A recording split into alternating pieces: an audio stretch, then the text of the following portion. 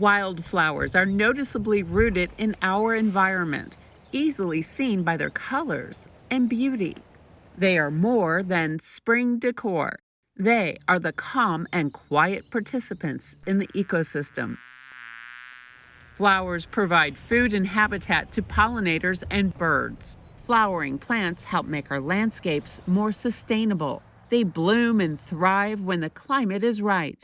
This is why climate change is a concern worth studying.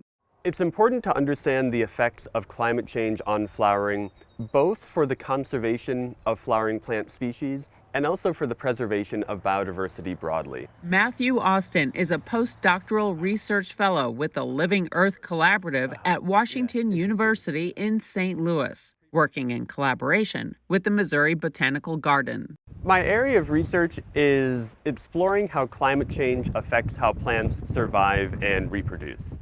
Austin works closely with the experts at Missouri Botanical Garden at Shaw Nature Reserve. This is where he's conducted experiments with flowers over the years. This research is important beyond just the enjoyment of flowers because understanding what affects the time of year that plants reproduce is important for their conservation. Recently, his lab focused on a flower that blooms in early spring, Leavenworthia. Leavenworthia comprises 8 species, and half of those species, 4 out of 8, are imperiled or critically imperiled, and 1 is threatened to such a degree that it's listed on the U.S. Endangered Species Act.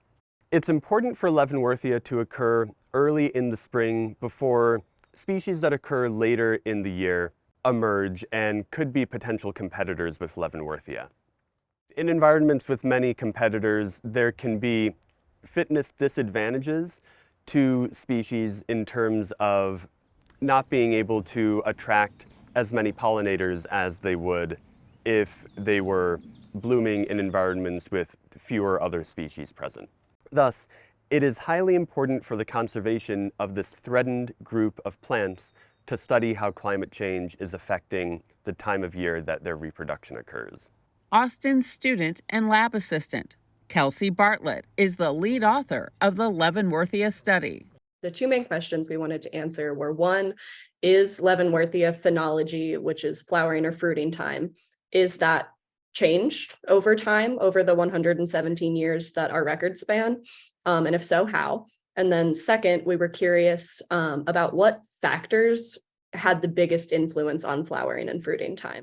Bartlett's role was virtual from Washington, D.C. Pretty much consisted of looking at this giant spreadsheet of these 900 different records that we compiled from these different sources.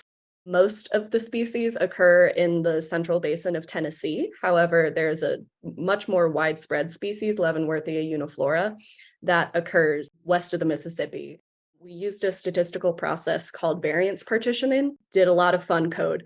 Some of the records were collected at Shaw Nature Reserve. And what we found was that Leavenworthia flowering time has advanced by about 2 days per decade, and fruiting time has advanced by about 1.3 days per decade. The research team then used the data to examine the role of climate change. We were surprised by the findings of this study. In particular, we predicted that the non-climatic factors that we looked at, such as latitude, which is a proxy for day length, would have a much larger role. Rather, we were surprised that climatic factors, in particular spring temperature and spring precipitation, had a by far dominant influence on the time of year of Leavenworthia reproduction.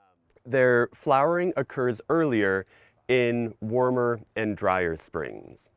Austin says the study has value for conservation efforts of Leavenworthia and much more.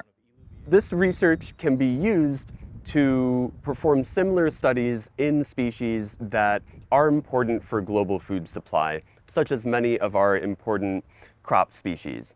It would be interesting to compare whether species that are important for the global food supply are similarly mostly affected by climate compared to non-climatic factors, as we found in Leavenworthia.